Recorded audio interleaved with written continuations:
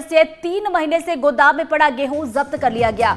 रायसेन से आई थी गेहूं की 860 बोरियां और गायब गेहूं के अधिकारियों को कोई जानकारी ही नहीं थी। फूड विभाग ने मामले में जांच की बात कही है। तो ये बड़ी खबर सामने निकल कर आ रही है। ग्वालियर से 3 महीने हो गए और 3 महीने से गोदाम में गेहूं पड़ा हुआ था, जिसे जब्त कर लिया गया और रायसेन से गेहूं की 860 बोरियां आई हुई थी।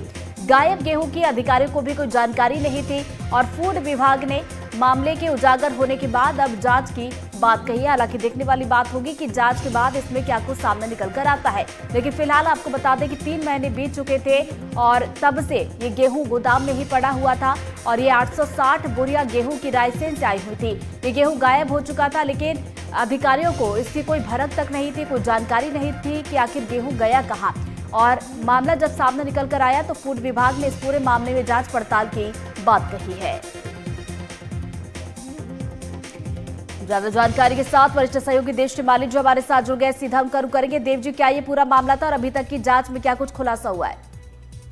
बिल्कुल, देखिए ये बड़ा ही चौंकाने वाला मामला है कि ये जो गेहूं है जो कंट्रोल की दुकानों के माध्यम से गरीबों को बांटा जाना था, ये रायसेन से ग्वालियर के लिए चला था और 3 महीने से ये ना तो कंट्रोल की दुकानों पर पहुंचा और ना रायसेन वापस पहुंचा। लेकिन ना तो यहाँ के अधिकारियों ने खबर ली और ना ही रायसेन के अधिकारियों ने खबर ली।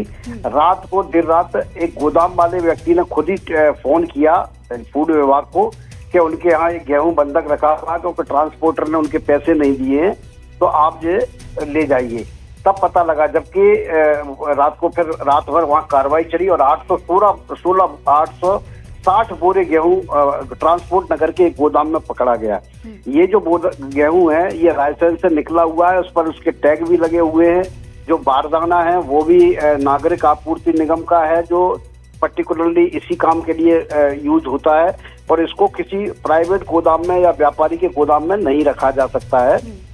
इसको नान के गोदाम से रिलीज किया जाता है और नान के गोदाम पर ही भेजा जाता है या फिर सीधे कंट्रोल की दुकानों पर भेजा जाता है। लेकिन 3 महीने तक 860 बोरे गेहूं गायब रहे, लेकिन और सरकार के प्रशासन के अधिकारियों को, फूड विभाग के अधिकारियों को इसकी खबर ही नहीं लगी, उनको कोई ऑडिट नहीं किया, उन्होंने कोई हिसाब नहीं लगाया है। अब यहाँ पकड़ लिया गया है, पूरा गेहूं रात को फूड विभाग ने जब्त कर लिया है और अब वो गेंद एक दूसरे के पाले में डालने की कोशिश कर रहे हैं।